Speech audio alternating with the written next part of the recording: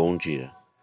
Que a graça e a paz do Senhor Jesus Cristo seja em sua vida, no seu lar e em seus negócios. Quero agradecer a Deus por permitir entregarmos nossas primícias a Ele e juntos desfrutarmos de mais um dia dessa palavra que se encontra no Evangelho segundo Mateus capítulo 6, versículo 34, que diz: Portanto, não andeis ansiosos pelo dia de amanhã, pois a cada manhã se preocupará consigo mesmo. Basta cada dia o seu próprio mal. Ao meditar sobre este versículo, o Senhor me levou a um questionamento que pude evidenciar no decorrer desses anos, chamado imediatismo, e que na pandemia se tornou algo muito corriqueiro, pois esse imediatismo está ligado diretamente com o número gigantesco de pessoas ansiosas, aquelas que querem tudo para ontem, e que a precipitação está sendo mais exigida do que a espera para o tempo certo de maturação.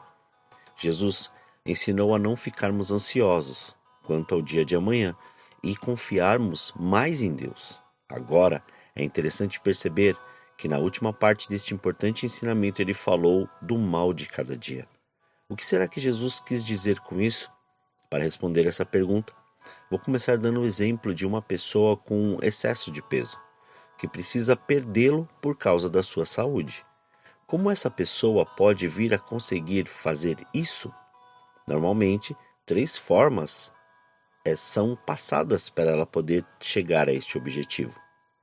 Primeiro, submeter-se a uma dieta radical para perder todo o excesso de peso de uma só vez. E pode ser preciso até tomar remédios, medicamentos. A ideia é voltar à vida normal depressa, assim que o peso ficar ideal. O princípio que governa essa estratégia é sofrer tudo de uma só vez e acabar logo com aquilo que o prejudica. O segundo é seguir uma dieta menos radical, menos sofrida, mas que vai durar longo tempo. O princípio que governa essa alternativa é minimizar o sofrimento, mesmo sabendo que ele vai durar por um bom tempo ou até mesmo toda a sua vida. E o terceiro é reeducar os hábitos alimentares, aprendendo a comer coisas saudáveis e nas quantidades certas. O princípio que governa essa estratégia é mudar para não precisar sofrer. Acho que ninguém tem dúvida que a terceira alternativa é a melhor e mais eficiente, mas na prática, a maioria das pessoas segue a primeira alternativa ou a segunda. Poucas pessoas mudam seus hábitos alimentares e nunca mais sofrem com um problema do excesso de peso. Assimilando este exemplo com o ensinamento de Jesus, o mal diário é o mesmo que o desejo de comer mais do que se deve, ou aquilo que não se pode, que as pessoas enfrentam a cada dia.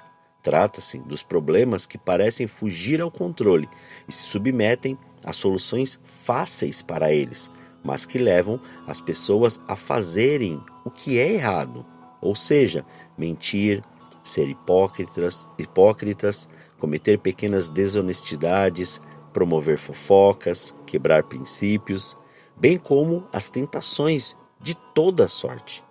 Essas 3 estratégias são mais ou menos aquelas que as pessoas usam para enfrentar o mal diário. A terceira alternativa é a pessoa mudar o seu interior, ajustando suas prioridades e hábitos, colocando-as em dia com a vontade de Deus. A Bíblia apelidou essa estratégia de santificação. E trata-se de mudar, aprendendo a valorizar outras coisas, conseguir tirar prazer de novas coisas. É equivalente ao caso daquele que estava com excesso de peso e aprende a comer de forma mais saudável e efetiva, passando a gostar do alimento que lhe faz bem. Ele nunca mais vai precisar passar pelo sofrimento de fazer dieta. Mudança interior não significa se abster de fazer todas as coisas da vida das quais a pessoa antes gostava. Eu tenho uma experiência pessoal nesse sentido com o futebol. O futebol era aquilo que amava fazer. Não assistir ou torcer simplesmente, mas jogar. Era aquilo que fazia eu descansar a minha mente. Mas percebi que não existia outra coisa que fizesse isso. Mas um dia me deparei acamado, pois tive que passar por uma cirurgia na coluna, e isso me levou a rever as prioridades, pois eu tinha aí pela frente um ano inteiro. E como fazer isso? Tomei a consciência deste problema e trabalhei para mudá-lo, mas algo que não fosse passageiro, mas que transformasse minha realidade. Hoje, continuo a gostar de futebol e não me privo deste prazer quando é possível, mas hoje existem outras coisas que me fazem descansar e refletir, como, por exemplo, meu devocional com o Senhor. A santificação funciona exatamente assim, mas em grande escala. A pessoa coloca Deus em primeiro lugar na sua vida e aprende a ter prazer nisso. Aprende a gostar de orar, de jejuar, de estar na igreja, de estudar e discutir a palavra, a Bíblia, de louvar e de ajudar quem precisa. Passa a fazer isso tudo porque tem prazer e não porque é obrigado.